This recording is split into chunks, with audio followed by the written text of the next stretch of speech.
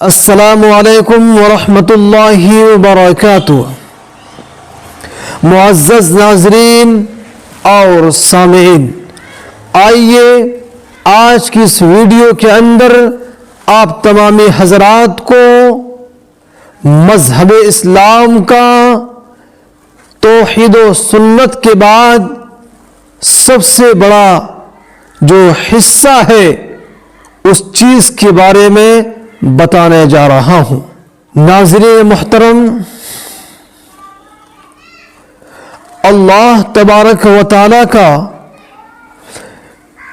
بے انتہا احسان و کرم ہوا کہ اللہ تبارک و تعالی نے ہمیں اور آپ کو مذہب اسلام کے اندر پیدا فرمایا۔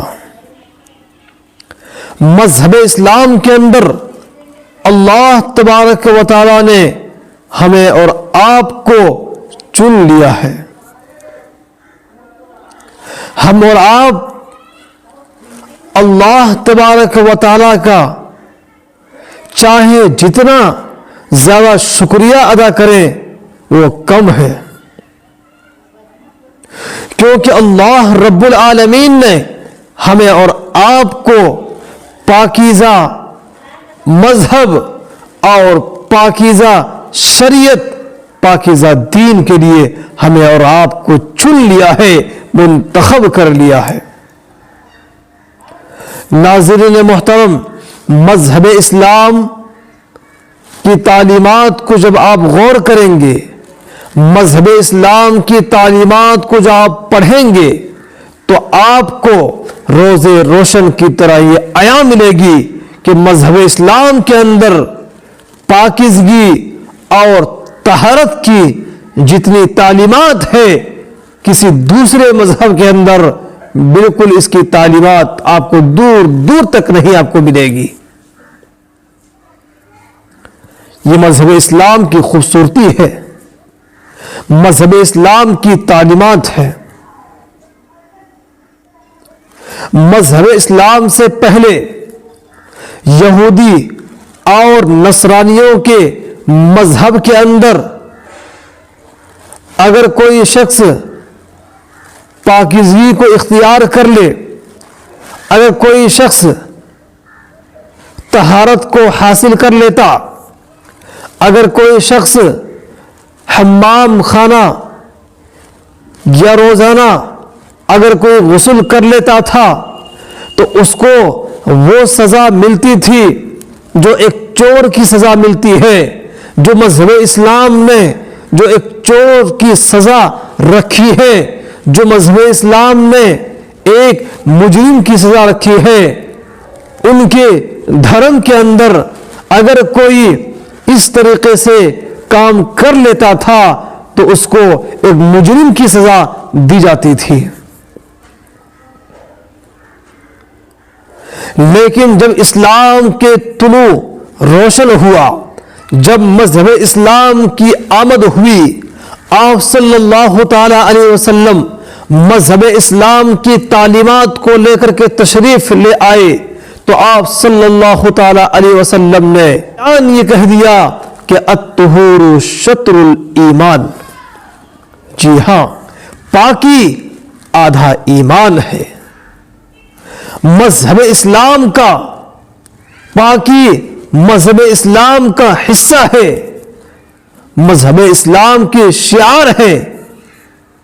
یہی وجہ ہے کہ اللہ تبارک و تعالی نے آپ صلی اللہ تعالی علیہ وسلم جب مکے سے مدینے کا ہجرت کرتے ہیں اور آپ صلی اللہ تعالی علیہ وسلم مسجد قباء کے اندر تشریف فرما ہے، اتنے میں اللہ تبارک و تعالی کی طرف سے حضرت جبرائیل علیہ الصلاۃ والتسلیم آیت کریمہ لے کر اترتے ہیں اور کہتے ہیں، اے نبی، آپ جس شہر کے اندر تشریف لائے ہیں، آپ جس شہر کے اندر مکے کو چھوڑ کر کے جس شہر کے اندر آپ تشریف لائے ہیں، یہاں کے کچھ لوگ ایسے ہیں جو طہارت کو، تقوی کو اور پرہیزگاری کو اور پاکیزگی کو اختیار کرتے ہیں۔ اللہ تبارک و تعالیٰ نے مدینے والوں کی تعریف کی.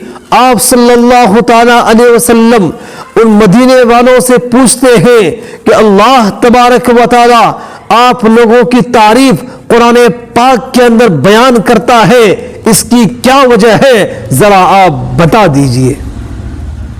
وہ لوگ آپ صلی اللہ تعالی علیہ وسلم کو کہتے ہیں, یا رسول اللہ, ہم لوگ جب استنجا کرتے ہیں تو پہلے ڈھیلے سے استنجا کرتے ہیں, اس کے بعد پھر پانی سے ہم استنجا کرتے ہیں. جب ہم پیشاب کر کے باہر نکلتے ہیں تو اپنے ہاتھ دھوتے ہیں, ہم وضو کرتے ہیں.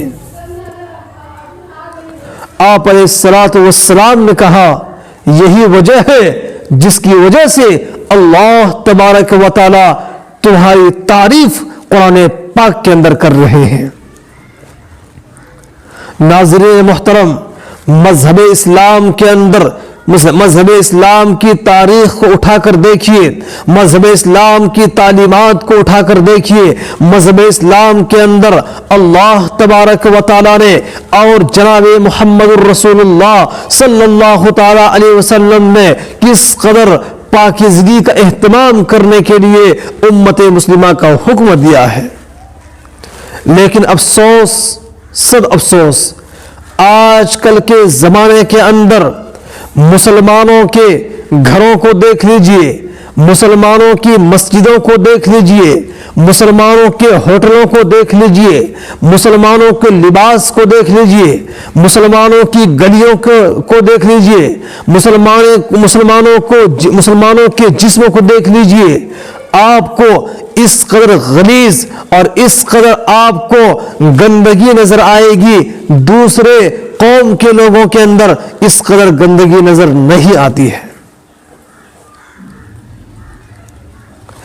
ہر جگہ مذہب اسلام کو لوگ برا کہنے کے لیے اور مذہب اسلام کو ہر آئے دن ٹھیس پہنچانے کے لیے ہر طرف یہ آواز گونج رہی ہے کہ مذہب اسلام صحیح مذہب نہیں ہے.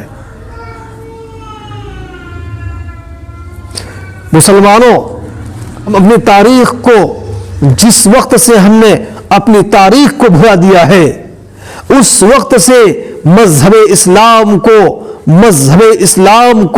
غیر بھی اعتراف کرنا چھوڑ دیے. آپ دیکھیے, آپ کسی ہوٹل کے اندر جائیے, آپ کسی بازار کے اندر جائیے, آپ کسی چوک چوراہے کے اندر آپ جائیے اور جا کر دیکھیں, اگر 2 دکانیں ہیں یا 5 دکانیں ہیں تو آپ ان کی دکان کی, وہاں کی جو دکان ہے, وہاں کے جو مکان ہے, وہاں کی جو گلیاں ہیں, وہاں کی جو سڑک ہے, ان کا آپ جائزہ لیجئے. جو مسلمان کی دکان ہوگی گندگی سے بھری ہوگی, جو مسلمان کا مکان ہوگا بالکل گندگی سے بھرا ہوگا, جو مسلمان کی گلیاں ہوگی وہ گندگی سے بھری ہوگی. لیکن ہمارے قوم کے, لیکن ہمارے دوسرے برادر وطن کے آپ گلیوں کا جائزہ لیجئے, آپ ان کے گھروں کا جائزہ لیجئے. وہ فجر کی نماز سے پہلے اٹھتے ہیں اور اٹھ کر کے اپنے گھر کی صفائی کرتے ہیں, اپنے دکان کی صفائی کرتے ہیں, اپنے ہوٹلوں کی صفائی کرتے ہیں, اپنے جسم اور لباس کی صفائی کرتے ہیں. میرے دوستو, یہ تعلیمات ان کو کہاں سے ملی؟ ان کی تاریخ کو اٹھا کر دیکھیے, ان کی کتابوں کو آپ پڑھ کر دیکھیے, ان کے دھرموں کو آپ جائزہ لے کر دیکھیے. ان کی دھرم کے اندر, ان کی تعلیم کے اندر کہیں بھی طہارت کا علم نہیں ملے گا آپ کو. یہ تعلیم ان کو کہاں سے ملی؟ مذہب اسلام کی تعلیم سے انہوں نے یہ تعلیمات کو حاصل کیا. نہیں تو آج بھی ان کے دھرم کے اندر پاک صاف رہنا پاپ ہے اور گندگی کے ساتھ رہنا ان کے لیے تعریف اور ان کے لیے اچھی کی بات ہے. ناظرین محترم, مسلمانوں کو اللہ تبارک و تعالی نے پاک صاف رہنے کا حکم دیا ہے. آج جب ہم کسی کو نماز کے لیے دعوت دیتے ہیں, نماز کے بارے میں مسلمانوں سے کہا جاتا ہے تو مسلمانوں کی، ہمارے مذہب اسلام کے چاہنے والوں کی زبان سے الفاظ نکلتے ہیں، یہ آوازیں آتی ہیں کہ ہم طہارت سے نہیں ہیں، ہم ناپاک زندگی گزار رہے ہیں۔ میرے دوستوں، مذہب اسلام کے اندر اللہ کے نبی صلی اللہ تعالی علیہ وسلم نے ارشاد فرمایا، پاکی آدھا ایمان ہے، پاک رہو، صاف رہو، نیک رہو، ایک رہو۔ یہ مذہب اسلام کی خوبصورتی ہے، لیکن مسلمانوں نے اپنی تاریخ کو بھلا دیا، مسلمانوں نے اپنی تعلیمات کو بھلا دیا۔